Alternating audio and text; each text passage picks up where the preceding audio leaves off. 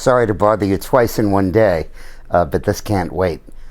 In the Inspector General's report that was just released, all the news organizations are covering the obvious conclusions that Hillary was not authorized to use the private email server, did so in violation of State Department rules, and ignored all the warnings about security. But in that report, buried in a footnote and in the text, is a potentially explosive allegation that has not yet surfaced. We've all thought that Brian Pagliano operated the server for Hillary Clinton. He was the one who was supposed to have installed it.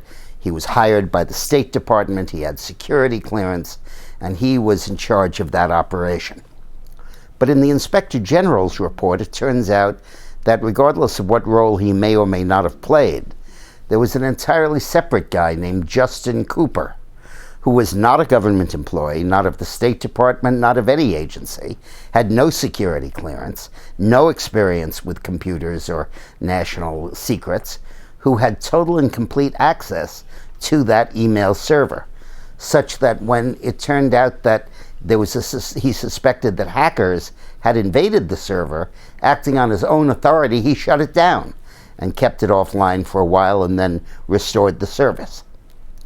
Justin Cooper, a name that you're going to get to know well, I suspect, worked for Bill Clinton for many years in the White House and subsequently helped research the books that Clinton wrote, and was an entirely private employee of the Clinton Foundation and also of Teneo, the consulting firm that spun off from the foundation.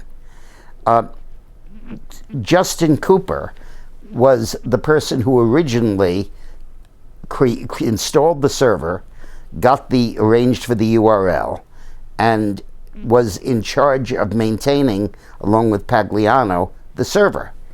And he had access through that to every single secret in the entire American government. Any email that passed to or from the Secretary of State went literally through his hands.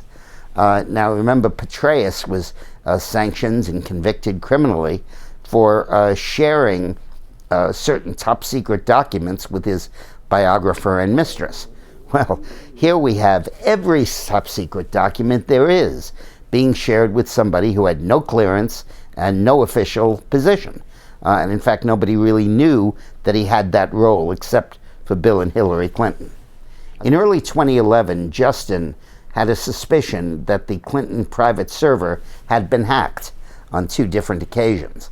And on both of those occasions, Hillary was traveling abroad to countries where national security is questionable, the UAE, Algeria, Bosnia, and Serbia.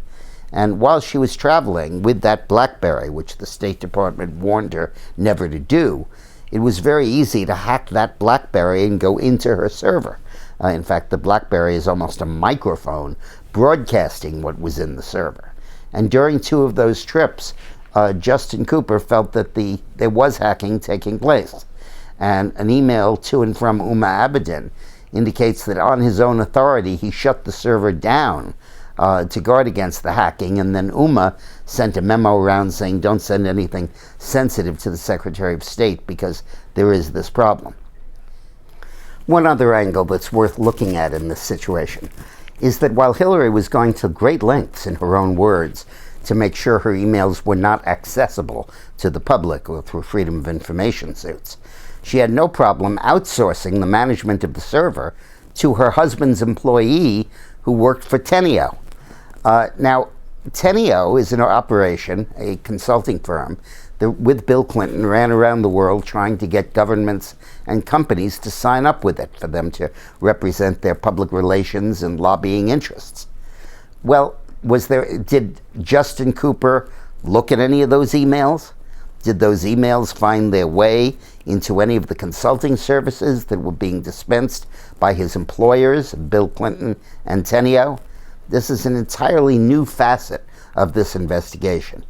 And Hillary, by outsourcing the management of the server to someone who didn't work for the State Department, had no security clearance, and wasn't governed by any of its ethics rules, really invites this scrutiny.